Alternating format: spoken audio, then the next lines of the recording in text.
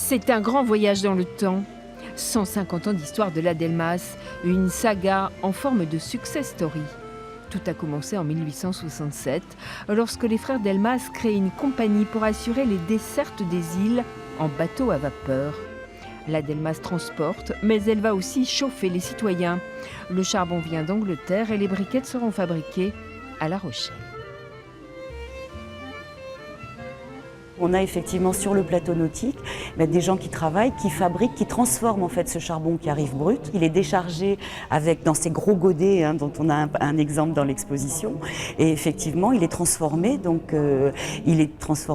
boulets et en briquettes. Il est ensuite expédié dans l'ensemble, dans le Grand Ouest.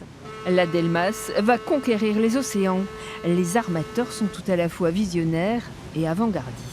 Quand ils ont commencé à faire les premières liaisons, ils n'ont pas hésité à utiliser des bateaux à vapeur, là où leurs concurrents étaient encore avec des voiliers. Donc ils ont toujours été en avance sur les technologies de pointe. Pareil, après, dans la construction navale, ils ont utilisé dans les chantiers les meilleures technologies. Dès 1926, la compagnie va développer le transport du bois exotique en Afrique. Un ancien marin en a rapporté ces images projetées dans l'exposition.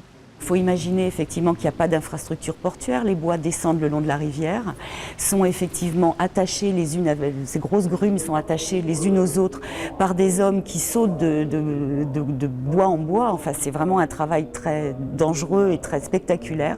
La Delmas crée aussi les chantiers navals avec des centaines d'emplois. Pendant plus d'un siècle, la compagnie a forgé l'économie de La Rochelle et le destin de nombreuses familles.